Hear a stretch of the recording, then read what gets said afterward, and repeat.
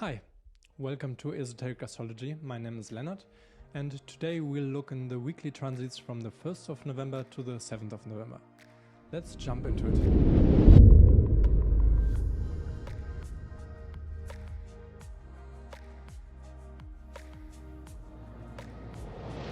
Hey, so before we dive deeper into the aspects of this week, I would invite you to leave a like on this video and subscribe to the channel. You can even hit the notification bell to not miss out on any of the future updates on this channel. So let's have a look at the astrological aspects of this week. During this week we have quite a packed astrological event list, so to say. And starting with Monday, we'll have the planet Mercury forming a trine aspect to the planet Jupiter. Following by Tuesday, Mercury again forming a square aspect, this time to Pluto. On Wednesday we have a very favorable astrological moment, Shivaratri, followed on Thursday by the new moon in Scorpio, and on Friday we have three very big events. First of all, we have the Sun forming an opposition to Uranus, and then we have two planets moving into a new sign, firstly Venus entering into Capricorn, and then followed up by Mercury entering into Scorpio. So let's get started with Monday, the 1st of November. Where Mercury is forming a trine with Jupiter. First of all, Mercury is representing our practical mind. It is a tool of us to navigate ourselves in the day-to-day reality by communication, by organization and any practical task. Jupiter, on the other hand, is far beyond the practical. Jupiter is connecting us everything which is beyond the practical understanding. It is connecting us with our intuition and higher ideals, also the backbone structure of the universe, the spiritual principles which underline all existence. This time on Monday they're coming together in a trine aspect, which is describing a certain harmonious interaction, a harmonious flow of energies between these two planets. Combining all these notions, we can see that there's a great possibility for a certain inspiration using words and using our mind. Also bringing certain higher ideals and a certain sublime integration, divine integration into our day-to-day practical task. Followed up by Tuesday, the 2nd of November, we have again Mercury forming this time a square aspect to the planet Pluto. So here again we have Mercury representing the faculty of our practical mind and our being. And then we have this time the planet Pluto. Pluto is a planet which is connected very much with intensity, especially the intensity of transformation. Pluto is also connected with the erotic potential in our being, which is, so to say, feeding any transformational process.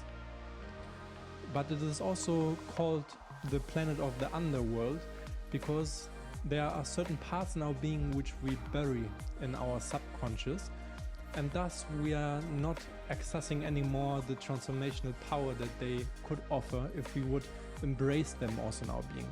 So Pluto all the time pushes us in a way to integrate also these taboo parts of our underworld, of our subconscious being. Now the relationship between these two planets is a square aspect. The square aspect is a 90-degree angle and is describing a certain tension, a certain crisis. So something is not working right away as we would wish. Combining these two notions, we can see that there's a possibility for a great force behind words when these two planets come together in this aspect, because Pluto is feeding the intensity into the communication and the usage of the Mercurian energy in our being. And because of this great intensity of Pluto, there might be some issues of conflicts, especially verbal conflicts and communicational conflicts, which are not bad necessarily, but it's good to be aware to harmonize the speech to some extent, because with Pluto sometimes we push not only in a harmonious way over the limits. It's good to have a certain balance also in this approach. Even though, on the other hand, there's also this possibility ask you to this astrological influence to dive very deep into certain parts of our mental capacity and our mental understanding, into certain parts which we might consider taboo usually. So even in a conversation with others, certain taboo subjects could come up, and it's very healthy to look into them, but with a certain sense of balance and harmony, not to hurt other people with our verbal communication.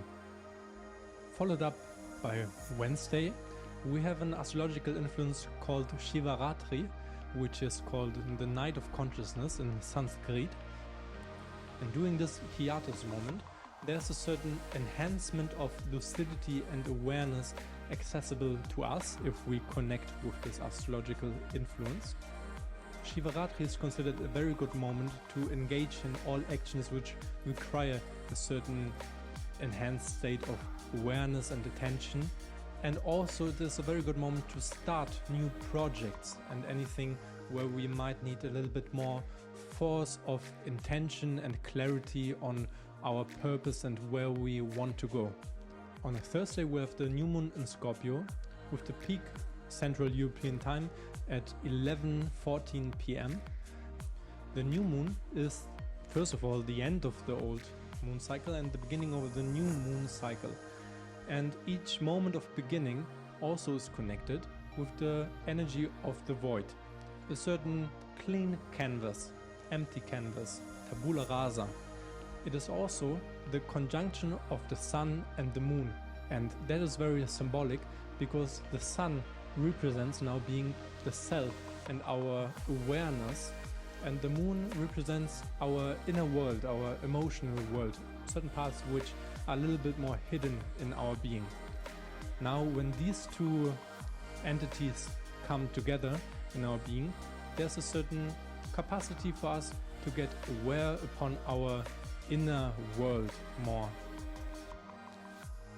Combining these notions with the aspect of Scorpio energy in which this new moon is in, so the sun and the moon are both in the sign of Scorpio, this brings a certain light into the realm of inner alchemy, because Scorpio is very much directed in transforming our inner states from gross to more sublime in our being. So during this new moon we have the possibility to have this shameless self-investigation, to be totally honest with ourselves, and then we're able to see what, first of all, we have to alchemize in our being, and also how we will be able to do it. Continuing with Friday, we'll have here the Sun forming an opposition to Uranus, and Venus entering into Capricorn, and Mercury entering into Scorpio. Starting with the Sun opposite Uranus, first of all we have the symbol of the Sun. The Sun describes the self, the heart, and also our capacity to get aware upon ourselves and to express that which we would describe as ourselves. Then we have the planet Uranus. Uranus is one of the outer planets, just as Pluto, and is describing a more transcendental part of our being, which is not so much connected with the day-to-day reality. Generally, Uranus is connected with sudden change, a very unexpected, so to say, event, which is bringing us completely out of the usual mental conception that we live in. And thus it is also connected with natural catastrophes, so to say, and all the events which are beyond our control. The aspect which the Sun and Uranus are forming this time is an opposition aspect. So they are exactly opposite to each other, which is an aspect also of tension, but also polar aspect, which means there's a simultaneous attraction and repulsion in the same time, which means that there is a great force, so to say, behind them. And the opposition aspect is all about how to integrate these two, because if we're able to integrate the two aspects which are opposite of each other in a harmonious integrative way, then we have access to a great transformative power. Combining these two aspects, we can see that if the Sun and Uranus come together, there's a great possibility for us to see ourselves with new eyes, way beyond our usual conception of ourselves. It is this drastic new perspective which Uranus can trigger, but which is also quite scary. So it's also good to be aware of all the things which are new, so to say, and also to be able to see ourselves and the world with new eyes. And Uranus usually brings this change, which is not wished for, but which might be very much needed. Continuing with the next aspect on Friday, we have Venus entering into Capricorn. So when each planet is moving into a new sign, it is a new chapter of inner processes of understanding related with this planet. So this time related with the planet Venus. And Venus is approximately for 3 weeks in each sign. So that's the new period which is starting now. In general, Venus is related with our capacity to bond with other people, forming relationships, romantic relationships, but also friendships, and also our sense for aesthetics and harmony. So the sign in which Venus is moving into Capricorn is very much related with the maturity of each process.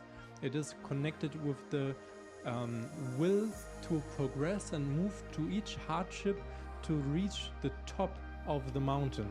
Now we see that the mountain which Capricorn wants to climb here is the mountain of Venus. So our capacity to form mature relationships, and that's what we are able to learn during this period of the next 3 weeks, starting now, of developing our relationships to a more mature and more elevated level. And here we arrive to the last major aspect for the week, Mercury entering into the sign Scorpio.